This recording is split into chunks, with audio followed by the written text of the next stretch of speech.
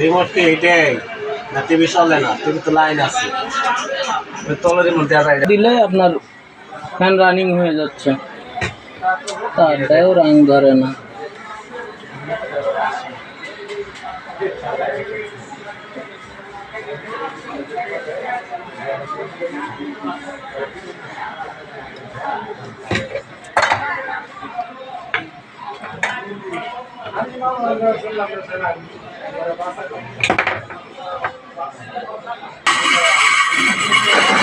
ঢুকে high load